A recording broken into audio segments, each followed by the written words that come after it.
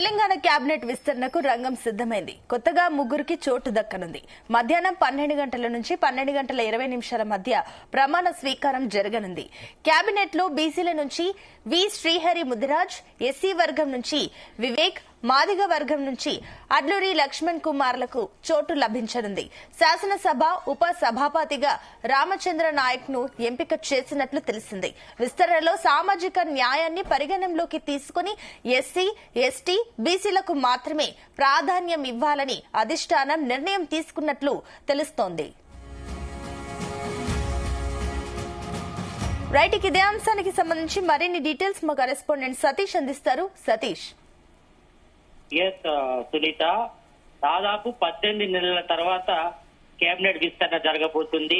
మొదటగా తెలంగాణలో కాంగ్రెస్ గవర్నమెంట్ ఏర్పడిన తర్వాత సీఎం రేవంత్ రెడ్డితో పాటు 11 మంది మంత్రులుగా ప్రమాణ స్వీకారం చేశారు. మరి ఇప్పటి వరకు 18 నెలలు కావాల్సి వస్తుంది. మరి ఇప్పటికీ ఇటు మంత్రివర్గ విస్తరణకు మాత్రం తెరపడదని చెప్పుకోవచ్చు. ఈ రోజు ముగ్గురు మంత్రులు ప్రమాణ స్వీకారం చేయబోతున్నారు. ఇప్పటికే నిన్న 2 గంటల పాటు ఇటు సీఎం రేవంత్ రెడ్డితో పాటు ఏఐసిసి రాష్ట్ర వ్యవహారాల incharge Meenakshi Natarajan, TPCC chief Mahesh Kumar Goud తో కూడా చర్చించడం జరిగింది. హైకమాండ్ కూడా గ్రీన్ సిగ్నల్ ఇచ్చింది. నిన్న నైటే కీలక అప్డేట్ వచ్చింది. ఈ రోజు మంత్రులుగా ముగ్గురు ప్రమాణ స్వీకారం చేయబోతున్నారు. మధ్యాహ్నం 12 గంటలకు కూడా ముహూర్తం కూడా ఫిక్స్ చేశారు. ఇటు రాజ్భవన్ లో కూడా దీనికి సంబంధించి ఏర్పాట్లు కూడా చకచక జరిగిపోతున్నాయి. మరి మొదటి నుంచి కూడా సామాజిక సమీకరణలో భాగంగా అంటే ఇప్పటికే ఇటు బీసీ కులగణన కూడా జరిగింది, అదేవిధంగా ఎస్సీ వర్గీకరణ చేశారు కాబట్టి మరి ఈ నేపథ్యంలోనే మరి ఆ సామాజిక వర్గానికి చెందినటువంటి నేతలకు ఈసారి కేబినెట్ లో బెస్ట్ కన్ఫర్మ్ అయిందని చెప్పుకోవచ్చు.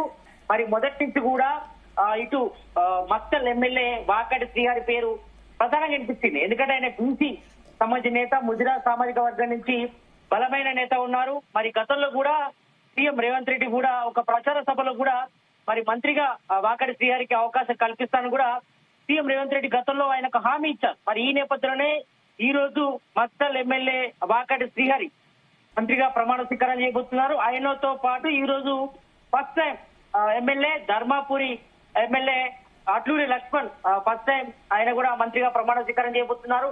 ఇక్కడ ఆయన ఫస్ట్ టైం ధర్మపురి ఎమ్మెల్యే కూడా గెలిచారు. మరి ఎస్సీ సామాజిక వర్గం నుంచి అంటే మొన్ననే ఇటు ఢిల్లీ కూడా వెళ్ళొచ్చారు. మాదిగ సామాజిక వర్గం చెందినటువంటి ఎమ్మెల్యేలు 6 కూడా వెళ్లి హైకమాండ్ అంటే ఏఐసిసి చీఫ్ మల్లికార్జున ఖర్గేతో పాటు రాహుల్ గాంధీ, సోనియా గాంధీ కూడా కలిసి రిక్వెస్ట్ చేయడం జరిగింది. మరి ఈసారి మాదిగ సామాజిక వర్గం నుంచి చెందినటువంటి నేతకు ఈసారి మంత్రివర్గంలో చోటు ఇవ్వాలని కూడా కోరారు. మరి వాళ్ళ విజ్ఞప్తిని కూడా ఏఐసిసి హైకమాండ్ కూడా పరిగణలోకి తీసుకొని మరి అడ్లూరి లక్ష్మణ్ మంత్రివర్గంలో చోటు కూడా లభించింది. మరి ఆయన కూడా ఈ రోజు మధ్యాహ్నం 12 గంటలకు మంత్రిగా ప్రమాణ స్వీకారం చేయబోతున్నారు. అదేవిధంగా మరి మొదటి నుంచి కూడా ఇటు మరోవైపు మాలా సామాజిక వర్గం నుంచి బలమైన నేతగా ఉన్నటువంటి వివేక్ వెంకటస్వామి ప్రజెంట్ చెన్నూరు ఎమ్మెల్యేగా ఉన్నారు. మరి ఆయన కూడా మంత్రివర్గంలో చోటు లభించింది. మరి అంశాలు కూడా మనకు సమాచారం వచ్చేది. మరి ఆయన కూడా ఈ రోజు మధ్యాహ్నం 12 గంటలకు ప్రమాణ స్వీకారం చేయబోతున్నారు. ఇక మరోవైపు ఎస్టీ సామాజిక వర్గం నుంచి రామచంద్ర నాయక్ ఇప్పటికే ఆయన ప్రభుత్వ విప్ గా ఉన్నారు. ఆయన కూడా ఈ రోజు డిప్యూటీ స్పీకర్ కూడా ప్రమాణ స్వీకారం చేయబోతున్నారు. మరి వీళ్ళంతా కూడా సామాజిక సమీకరణలో భాగంగా ఎస్సీ, అదేవిధంగా మాలా, బీసీ మైనార్టీలో దానిలో భాగంగానే వీళ్ళందరూ కూడా కేబినెట్ లో అవకాశం కల్పించారు. Sunitha. Right Satish, thank you.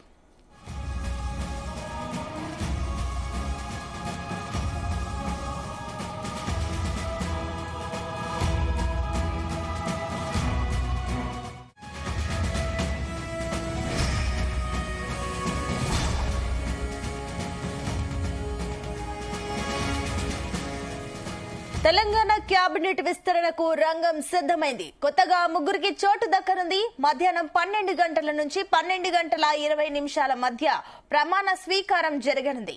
Cabinet లో బీసీల నుంచి వి శ్రీహరి ముదిరాజ్, ఎస్సీ వర్గం నుంచి వివేక్, మాదిగ వర్గం నుంచి అడ్లూరి లక్ష్మణ్లకు చోటు లభించనుంది. దీనికి సంబంధించి మరిన్ని డీటెయిల్స్ మా చీఫ్ న్యూస్ కోఆర్డినేటర్ రాధాకృష్ణ అందిస్తారు. రాధాకృష్ణ, అటు సామాజిక న్యాయాన్ని పరిగణనలోకి తీసుకుని అటు బీసీ, ఎస్టీ అండ్ అదేవిధంగా ఎస్సీలకు ఏదైతే మంత్రి పదవులు కేటాయిస్తున్నట్లు తెలుస్తుంది. అయితే మరోపక్క 6 ఖాళీలుండగా కేవలం 3టినే కేటాయించడాన్ని ఏ రకంగా చూడాలి? Good morning Sunitha. మొత్తంగా ఎట్టకేలకు చాలా రోజుల తర్వాత ఏదైతే ప్రచారం జరుగుతుందో తెలంగాణ మంత్రివర్గ విస్తరణకు సంబంధించి అది ఈ రోజుతో ఉత్కంఠకు తెరపడిందని చెప్పవచ్చు. మరి కొద్ది గంటల్లోనే ప్రమాణ స్వీకారం మధ్యాహ్నం దాదాపు యొక్క ప్రమాణ స్వీకారం ఉండబోతా ఉంది.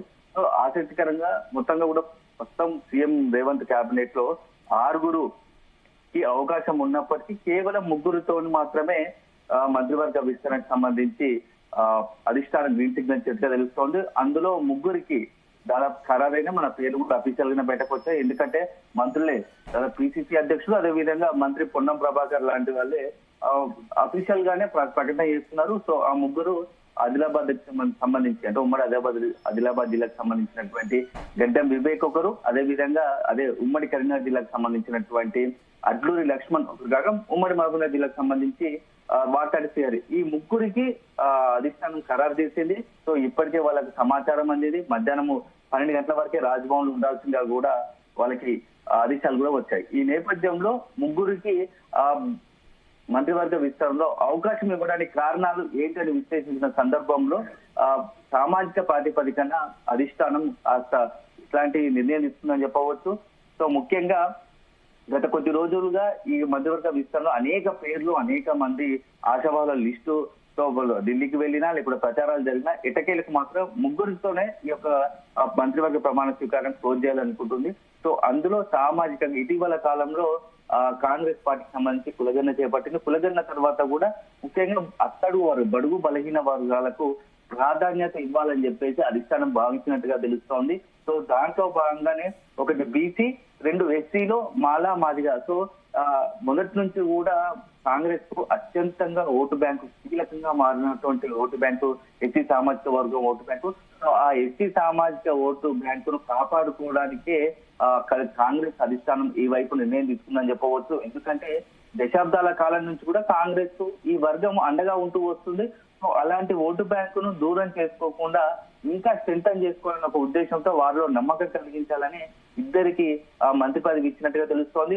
ఎట్ ఏ టైంలో ఎస్సీ సామాజిక వర్గంలో 2 ఉప కులాలకు ఇటు మాల ఇటు మాదిగా ఇద్దరికి కూడా న్యాయం చేయడం, సముచిత స్థానం కల్పించడంతో ఆయా వర్గాలు నుంచి మనకు ఇంకా రాజకీయంగా కూడా లబ్ధి ఉంటుంది, అదేవిధంగా ఒక భరోసా దొరికినట్టు అవుతుందని చెప్పేసి ఆ ఎస్సీ వర్గానికి సంబంధించి 2 ఉప కులాలకు మంత్రివర్గంలో చోటు కల్పించినట్టు తెలుస్తోంది.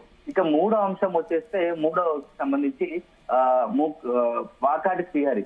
సో మొత్తంగా తెలంగాణలో ఎక్కువ బీసీ జనాభా ఉంటుంది. అందులో అత్యధికంగా ఉండేది ముదిరాజ్ కమ్యూనిటీ. సో ముదిరాజ్ మున్నూరు కమ్యూనిటీ ఉంటుంది. సో ముదిరాజ్కి సంబంధించి గతంలో ఎన్నికల సమయంలోనే, పార్లమెంట్ ఎన్నికల సమయంలో, లోక్సభ ఎన్నికల సమయంలో సీఎం రేవంత్ రెడ్డి జిల్లా పర్యటనలో కావచ్చు, లోక్సభ ఎన్నికల ప్రచారంలో పాల్గొన్న సందర్భంలో ఒక ముదిరాజ్కు మంత్రివర్గంలో అవకాశం కల్పిస్తాము. ఎందుకంటే తెలంగాణలో అత్యంతంగా శక్తివంతమైంది, బలోపేతమైంది, రాజకీయంగా కూడా మంచి పట్టు సాధించినటువంటి ఒక సామాజిక వర్గంగా ఉన్నటువంటి ముదిరాజులకు ఈసారి తన మంత్రివర్గంలో అవకాశం కల్పిస్తామని చెప్పేసి మాట ఇచ్చి ఉన్నారు. ఇప్పటికే ప్రచారంలో హామీ కూడా ఇచ్చారు. కాబట్టి ఈ నేపథ్యంలో ఉమ్మడి మహబూబ్నగర్ జిల్లాకు సంబంధించి మత్స్య ఎమ్మెల్యే వాకేటి శ్రీహరి పేరు ఎప్పటి నుంచో వినపడుతూ ఉంది.